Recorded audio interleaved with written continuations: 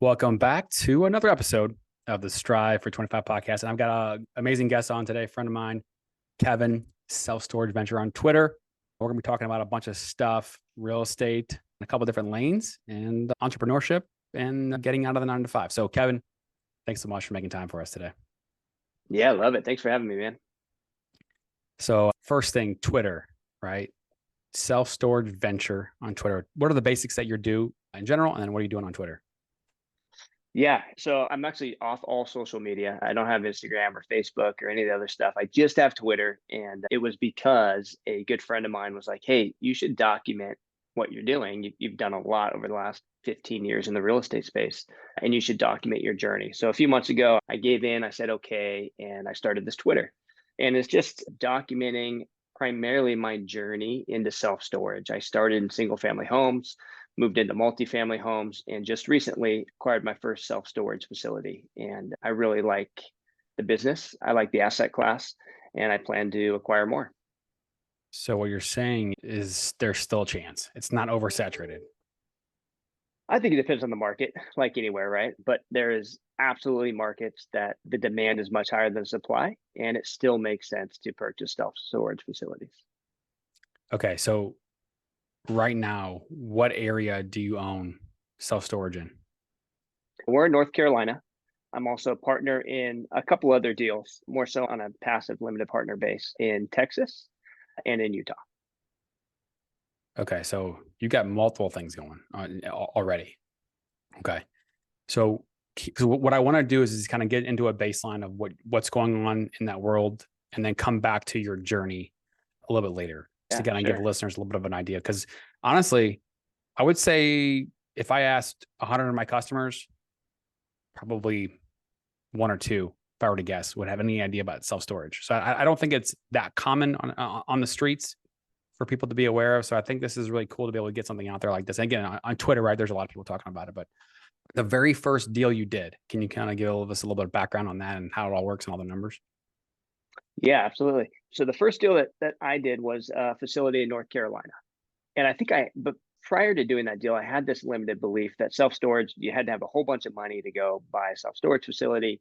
And, it was impossible to get into and you had to know somebody. It was very much a limiting belief on my part. It's just as easy to get into self-storage as it is any other asset class, including single family homes or multifamily. So I bought this self-storage facility in North Carolina for 705,000.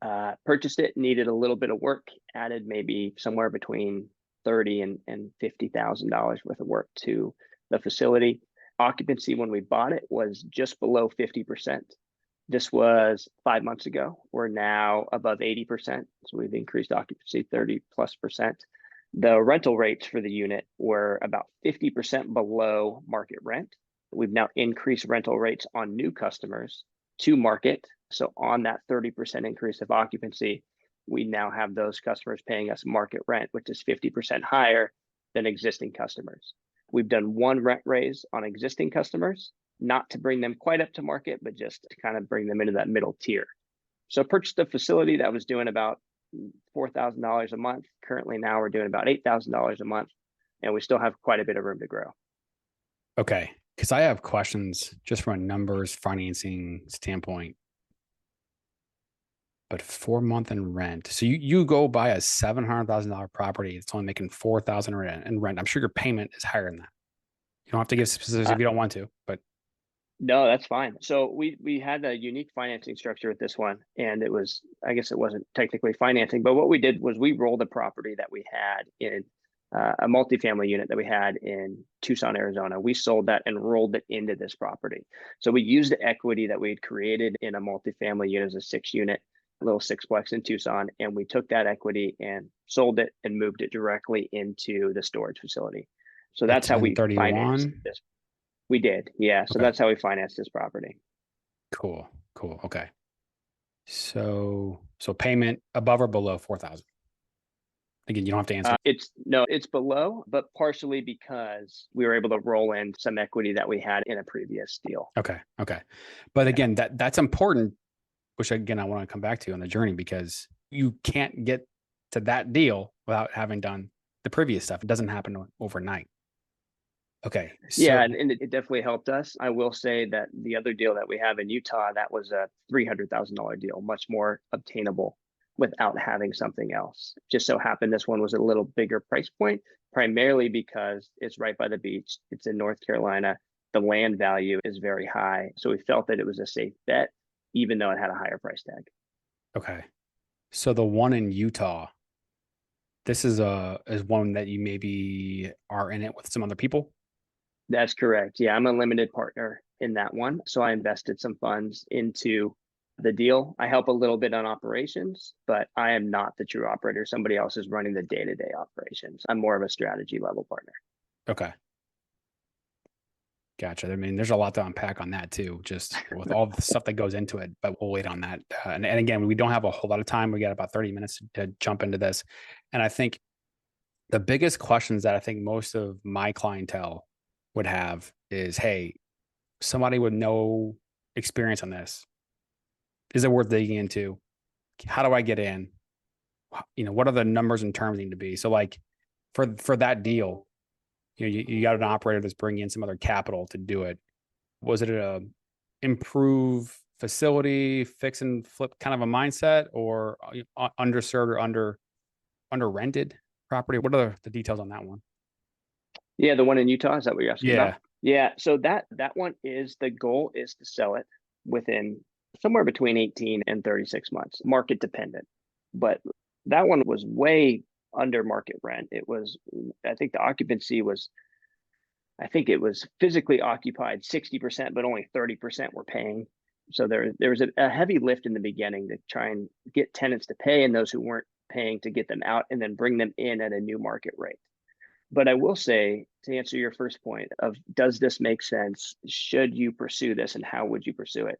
It does make sense in a lot of markets. And I think that the numbers can be significant. The return generated can be significant in self-storage to where a operator can come in, find a deal, operate the deal, and have a large enough piece of equity in that deal to make money without actually putting money in themselves, but going to raise the funds for the deal.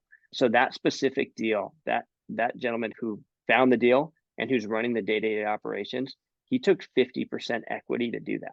He put no money in. He went and raised 100% of the funds for the remaining 50% equity. So, I mean, he is generating an infinite return because he has not put any money into the deal. So finding deals and being able to operate deals, you can make money without having to have money in the bank or in another property or tied up.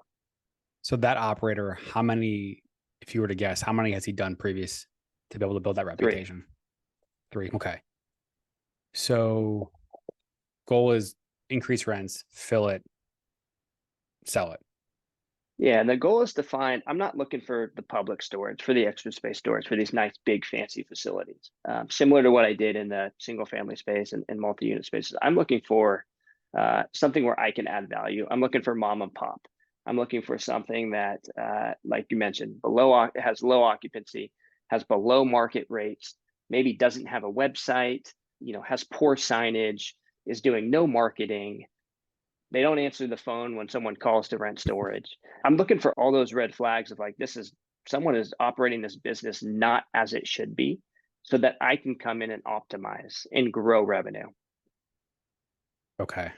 The North Carolina, you mentioned it's near the beach. Are you okay sharing kind of which region of North Carolina? You don't have Yeah, it's to. in Brunswick. It's in Brunswick County. Brunswick County. Okay, So, cool. so Brunswick County. And another reason I was willing to kind of pay a hefty price tag on this is Brunswick County is one of the top 10 fastest growing counties in the US. So I saw where land values were going and thought, hey, even if this storage facility disappeared, I wouldn't lose that much money just because of the land price and where I purchased. So I had a little bit of safety buffer in there.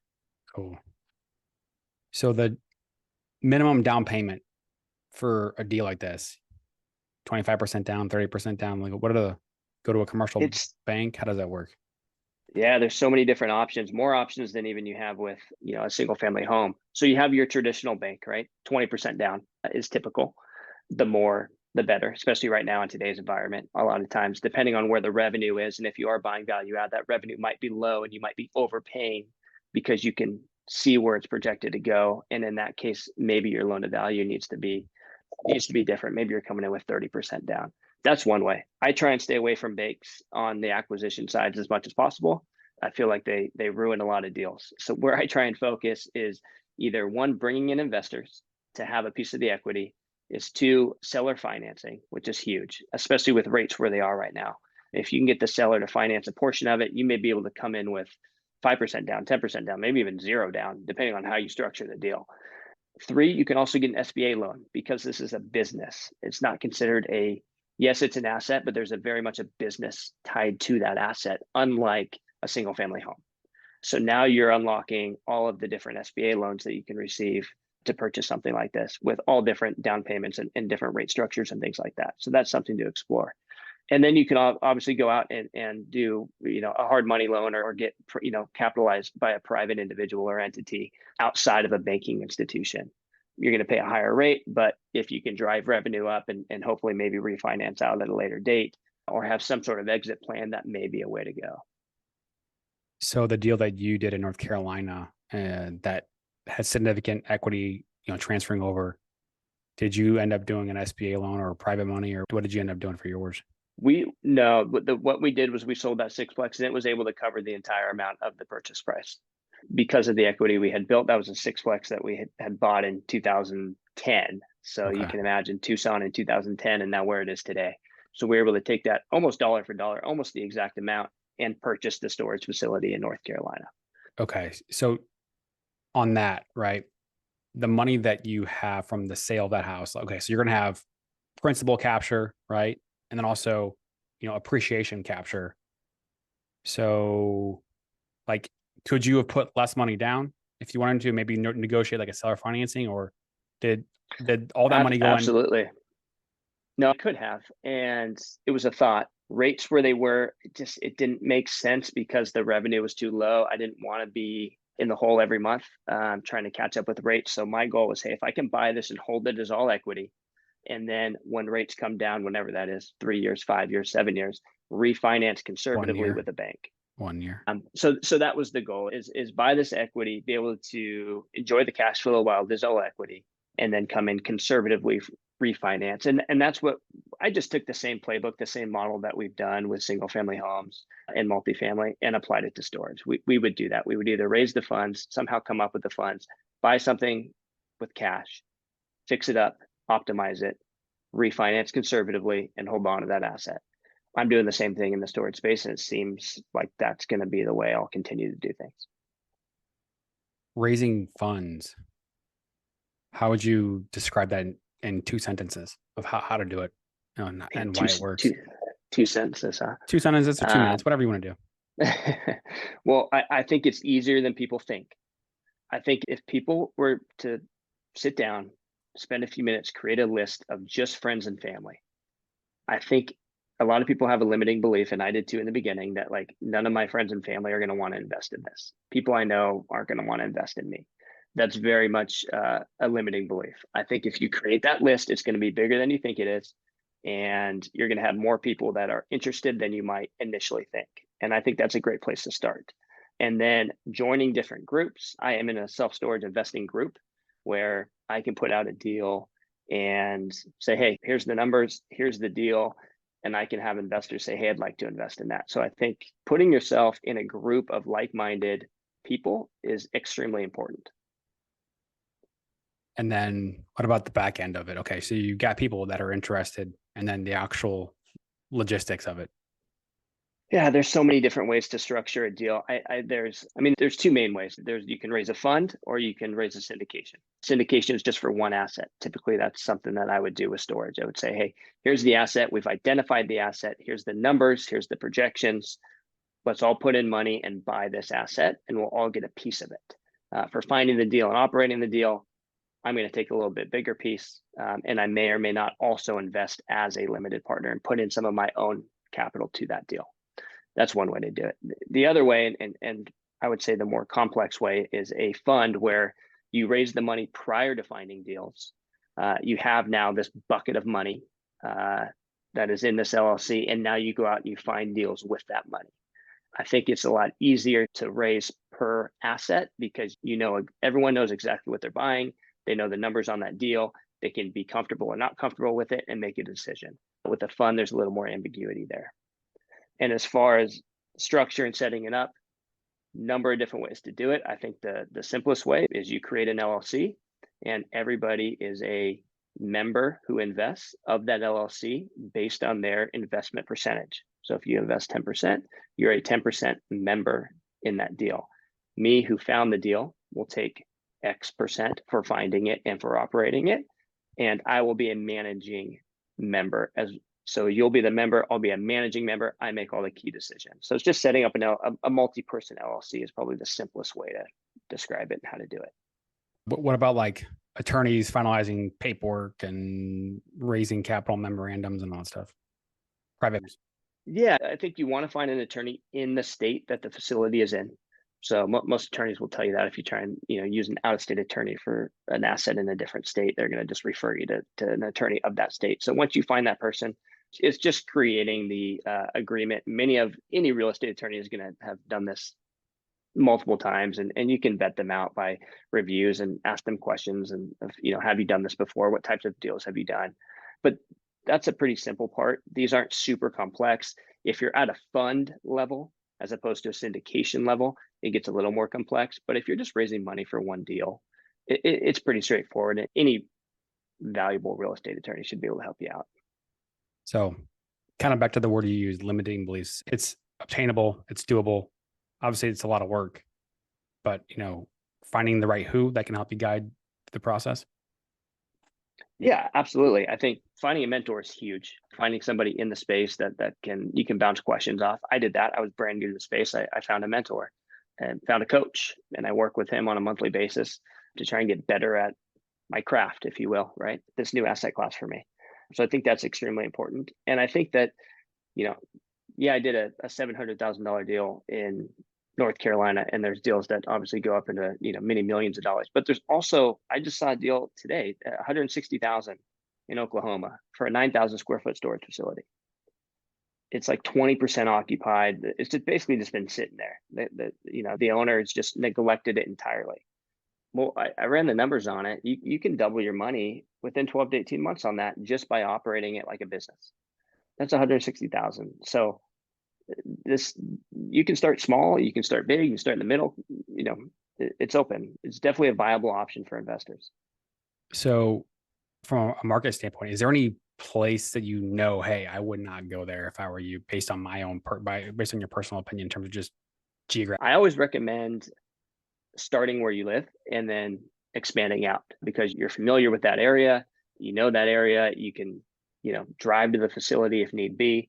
Well, I live in California, and I would say that's on my, close to like do not buy list just because of the prices that we have here. And the numbers don't always make sense. So for me, I went outside my state, and I really went outside. I went all the way across the country. So I wouldn't say that I'm going to name specific cities. My little Apple earbud fell out. Can you hear me? Yep. I wouldn't say that I'm going to name specific cities. That would be a no-go for me. But I do think it's important to look at supply and demand in the local area where you find a facility and make sure that the demand is there. Because if you go to an oversupplied market and you try and raise rents or you try and increase occupancy, it's just going to be more of a struggle. So how would somebody evaluate that level of supply and demand? Yeah, that's a great question. I'll tell you the simple free way to do it. Go on Google Maps, go to a city, type in storage facility, see all the storage facilities that come up. They'll be tagged on the map. There might even be a couple of them that aren't tagged on Google because they don't have a website or a Google business page, but you'll be able to identify them on the satellite view because they look like big rectangle boxes, and there's a bunch of them. Then what you're going to do is you're going to use the measuring distance tool on Google Maps. I don't know if you know that's there, but it is. You just right click and you can do measure distance, and you will measure all of those boxes, and you'll take the area of the box, length times width, and you'll do that for however many miles within that city you want to go. Typically, let's say within a 5-mile radius of the facility you're looking at, you're going to measure all the area of the storage facilities in that radius. You're going to come up with a big number of square footage. Let's say it's 200,000 square feet of storage in a 5-mile radius. Then what you're going to do is look at the population of that same 5-mile radius. And then you're just going to divide the two. And you're going to see, well, what is the square foot of storage per person? Now, the national average, they say, is about 8 square feet of storage per person. So if you have greater than 8 square feet of storage per person, in theory, you're oversupplied. If you have under, you're undersupplied. Now, that is a very rough estimate. A lot of it depends on market, and there's other factors that play into demand, but that'll at least get you in the ballpark. If you do that and you say, well, gosh, there's 50 square feet of storage for every person, probably a little bit oversupplied in that market. You're probably not going to want to enter that market. Okay. So I hope you've that made given, sense. no, that was way more specific than I thought you'd be willing to go.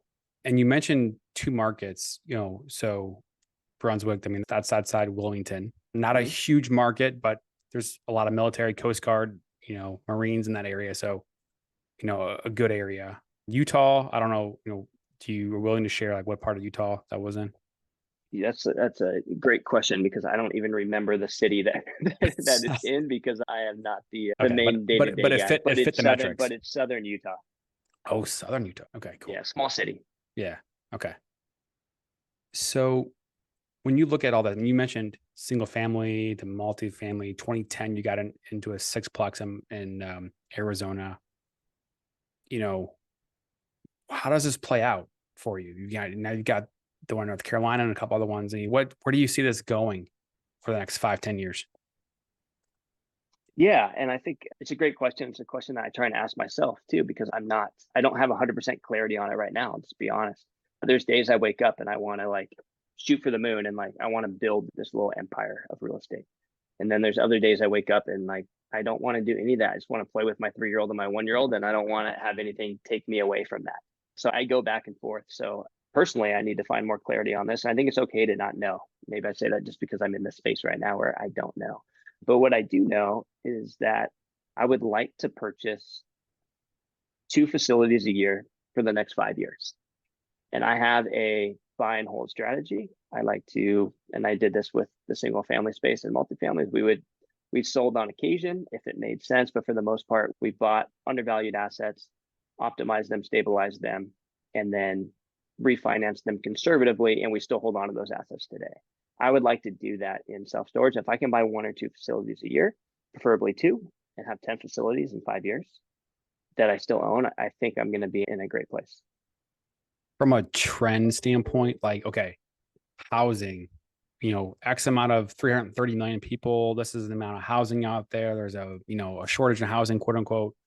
There's metrics out there like that. But from a storage, people who need storage, how do you even quantify what's needed or not needed? And, what are the trends looking like of people using it and not using over, say, 10, 20 years? How would you answer that question? Yeah, I mean, it's a great question, and it's something that I try and look into as much as possible. I will say that there was this theory out there that millennials, I'm included, I'm 34, were not going to use storage. It was for the generations ahead of us.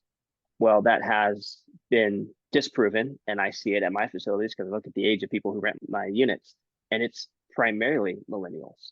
So there was this big fear that like, well, this demand is going to go way down as millennials don't use storage like the generations ahead of us. That's not the case. They're using storage more than the generations ahead of us, and we're the biggest generation right now that is shifting into starting families and home ownership, which are 2 great reasons for storage. Mm-hmm. So I like where it's going on a macro level. On a micro level, you just have to dig into your market and figure out who is in your market and what is the supply and demand there, and will that trend continue? And that's a little bit harder. Okay. So, I mean, do you know anybody who, has a home and maybe just a bunch of kids running around and got stuff in storage, and they built like a little, hidden den or, a secret hiding place in their storage facility just to get away? Oh, I got to go pick up stuff from the storage and just hang out for like an hour or 2. Well, I've had storage myself, my family and I, up until just a couple of years ago. Well, I guess more than that. I guess up until we bought our current home 4 years ago. We always had storage. I lived in the Bay Area where, space was tough to come by, and we kept a storage unit.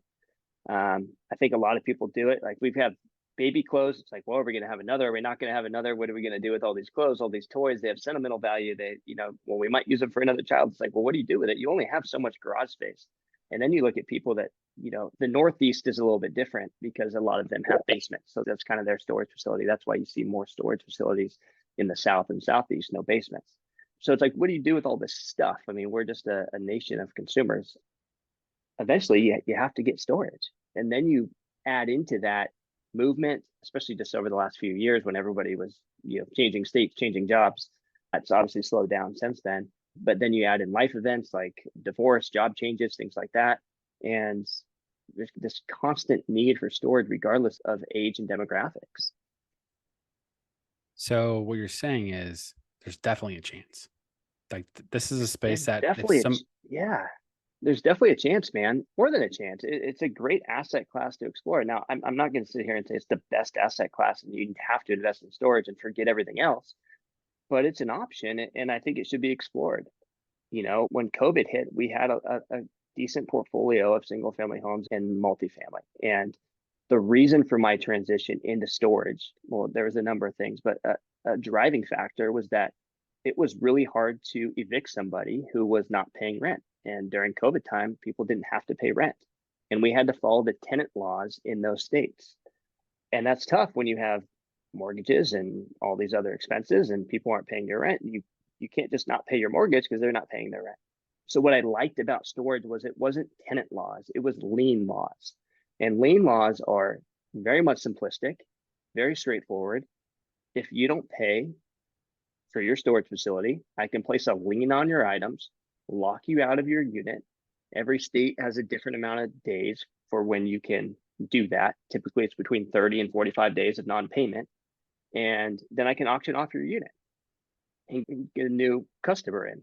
So instead of having somebody be in a house not paying me rent for 6, 9, 12 months, and there's really nothing I can do about it, or I'm going to spend a whole lot of money trying to do something about it, storage is simple. They're in and out in 60 days and I get a new customer in.